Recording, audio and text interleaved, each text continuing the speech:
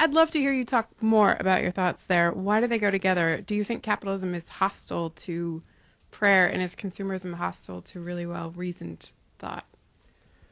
Are you a member of the RAND Society or something? I just want to make sure. I want to know how hostile the audience can get here.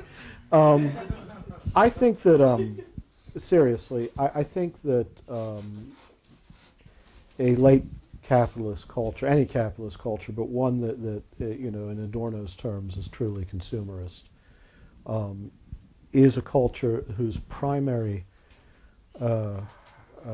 cultural task, the great adventure of the culture, is the fabrication of desires, and ever more desires for an ever greater diversity of things, desires for things that were not even desirable before they became necessities, and then to make room for other desires. Within that sort of order of social, cultural relations, in which acquisition and disposal becomes the primary business of life. I mean, look, we're surrounded by advertising all the time. We don't even think about it. It's a white noise, but that's what our culture does. It's teaching us to fabricate desires. There are problems for such a culture is inherently atheist. It has to be. That doesn't mean that that you can't live a perfectly decent life within building a small business or building a business and employing people. That's not what I mean. I'm talking about the consumerist culture. Is one in which prohibitions on desire progressively have to be erased, right? New desires have to be fabricated constantly for things that ultimate values that could possibly distract from or detract from or act as rivals to the momentary, the finite desires by which the economy is sustained and the culture advances. Have to be abolished, and there is no value more problematic than God, because he might actually send you out into the desert rather than into the world of business. This isn't an opprobrium cast to people who make their lives making things and employing people. That's not. But you can do that without having embraced the culture and the inherent nihilism of consumerist capitalism.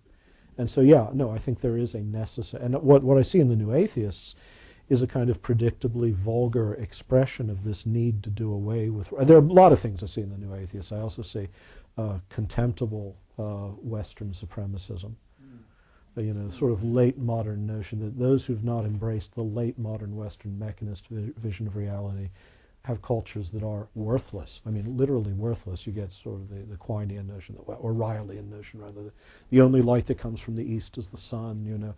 Aboriginal culture in Australia with this very rich language, say, of the dreaming. That's meaningless because, of course, it's not mechanism. It's just folk mythology. It's not even folk psychology. So there's that. There are any number of things I see in the New Atheists. I just see it as a popular expression of this imperative of a capitalist culture to do away with this monstrous rival to the market, God. And prayer, I think, is an essentially subversive activity in a culture like that. Prayer is the one thing you should not be allowed to do in a truly good consumerist culture. It gets in the way of advertising. It gets in the way of your openness to advertising. You should be opening your pores and your mind and your soul to constant advertising.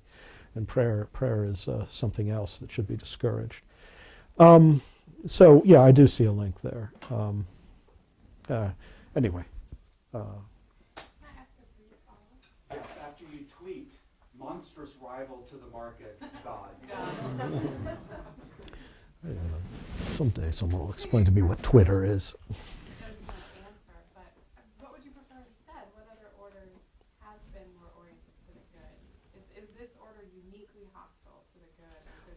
I think first of all, I mean, there's no ideal human condition in the fallen world. I can't point to any. I can point to certain things that other ages and other cultures got right that we get wrong, but that also in those cultures got a lot of things wrong, So you don't have to idealize anything, but you can say that the late modern West is post-Christian. I mean, it really is.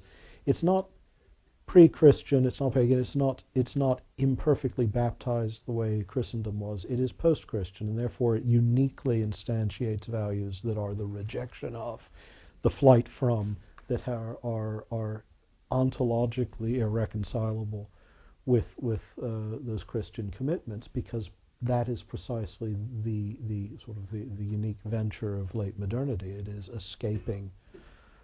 It's escaping from the prison of that faith, from that picture of reality, that pre-mechanistic, pre-capitalist, pre-nationalist, pre-individualist world of values. So I would say it's not as violently evil sometimes. Well, it is. I mean, how do we sustain our way of life? There's the massive economic injustice of the way in which we produce cheap goods and sell them, and it's also a way of life sustained by, a terrorist war conducted with predator drones.